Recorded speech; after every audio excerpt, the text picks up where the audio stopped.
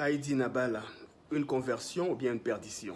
Si tu lis l'histoire d'Heidi Nabala, ceux qui ne connaissent pas, c'est l'un des précurseurs de la foi chrétienne, un général comme on les appelle, ceux qui ont marqué l'histoire par des signes, prodiges et miracles.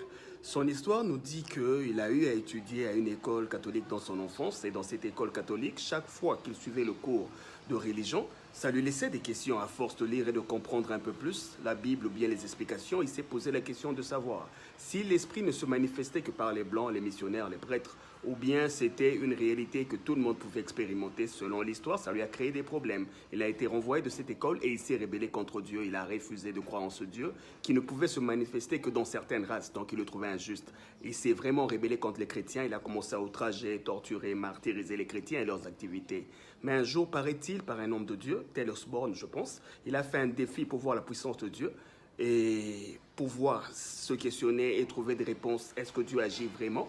Et ce jour-là, venant, paraît-il, avec un aveugle ou un muet de son quartier, l'exposant à une convention, une croisade, et disons, si cette personne guérit, je croirai en Dieu. C'est ce qui s'est passé. La personne a guéri. Lui, il a été rempli. Il a manifesté l'esprit. Il a parlé en langue longtemps après les signes, prodiges, miracles ont commencé à se faire et il a cru en Dieu.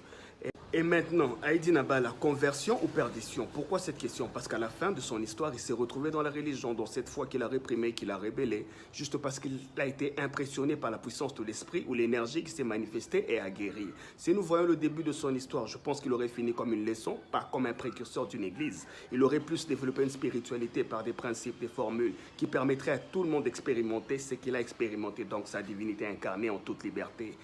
Pas ouvrir une église et faire ce que le blanc a fait, adorer le même Dieu de la même manière, même s'il y a eu quelques miracles, quelques prodiges qui pouvaient se faire naturellement par d'autres personnes. Heidi Nabala, conversion ou perdition? Je pense que la question reste posée pour la postérité en tant que révolutionnaire. Je pense que ça penche plus vers la perdition. Ce qu'il a condamné, il n'a pas réussi à nous en épargner. Il a fait le même modèle qui nous garde encore prisonniers des dogmes de la religion et de la tradition occidentale. C'est juste une méditation. Conscience.